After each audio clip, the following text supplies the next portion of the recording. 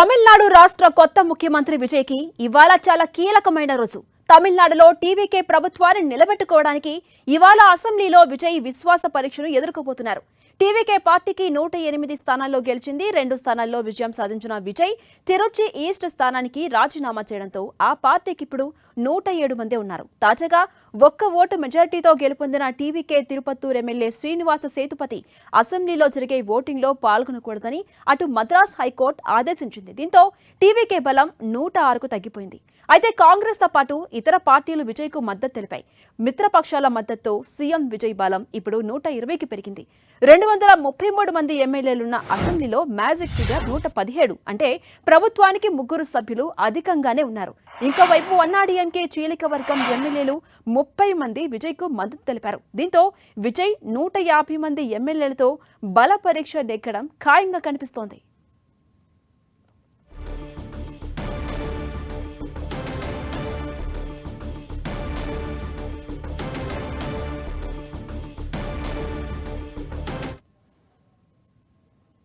Updates మా ప్రతినిధి మురళి అందిస్తారు. మురళి, మనం చూస్తున్నాం తమిళనాడు ముఖ్యమంత్రిగా ప్రమాణ స్వీకారం చేసిన విజయ్ ప్రభుత్వానికి ఇది చాలా కీలకమైన రోజు. ఆయన బల పరీక్షకు రెడీ అవుతూ ఉన్నారు. ఎలా ఉండబోతున్నాయి పరిస్థితులు? అప్డేట్స్ ఏంటి? ఝాన్సీ, మీరు అన్నట్లుగా మ్యాజిక్ ఫిగర్ 117. సో ఆ 117 మార్కును అందుకుంటే చాలు విజయ్ ప్రభుత్వం గట్టెక్కినట్టే, అసెంబ్లీలో బల నిరూపణ చేసుకున్నట్టు. ఈ నేపథ్యంలో వారి వద్ద మనం ఇదివరకు మీరు చెప్పినట్టుగా దాదాపుగా 116, అంటే ఏదైతే శ్రీనివాస సేతుపతి ఓటును మినహాయిస్తే ఆయన ఓటు వేయకూడదని కోర్టు ఆదేశాల నేపథ్యంలో 106 మాత్రమే ప్రస్తుతం టీవీకే వద్ద ఉంది. మనకు తెలుసు చాలా స్పష్టంగా 5 మంది కాంగ్రెస్ సభ్యులు ఖచ్చితంగా టీవీకేకు ప్రభుత్వానికి మద్దతుగా ఓటేస్తారు. ఇంకా వామపక్ష పార్టీలు కలిపి 4 ఉన్నాయి, వీసీకే 2 ఉన్నాయి. ఇంకా ఐయుఎంఎల్ కూడా ఆల్రెడీ ప్రభుత్వానికి మద్దతు పలికిన నేపథ్యంలో వాళ్ళది కూడా యాడ్ అవుతుంది. దాదాపుగా చూసుకుంటే 120 మార్కు చాలా సులువుగా ప్రభుత్వం సాధించే అవకాశం ఉంది. అయితే కలిసి వచ్చిన అదృష్టంలాగా అన్నాడీఎంకేలో చీలిక, ఆ చీలిక వర్గం నేతలు విజయ్ పార్టీకి మద్దతు పలకడం అనేది సీఎంకు బాగా కలిసి వచ్చిన అంశం.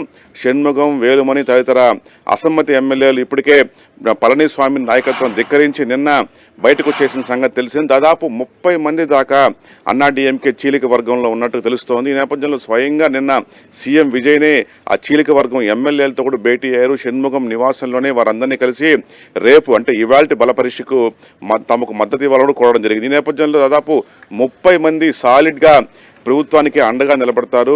టీవీకేకు, ప్రభుత్వానికి, విజయ్కు మద్దతు పలుకుతారని తెలుస్తోంది. సో ఆల్మోస్ట్ ఆయన 150 మార్కు చేరుకునే అవకాశాలు చాలా స్పష్టంగా కనిపిస్తుంది.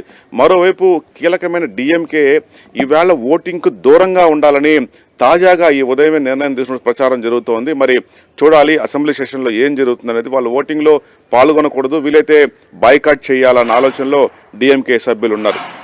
సో ఇది ఒక సెన్సేషన్ డిసిషన్ తెలుస్తోంది.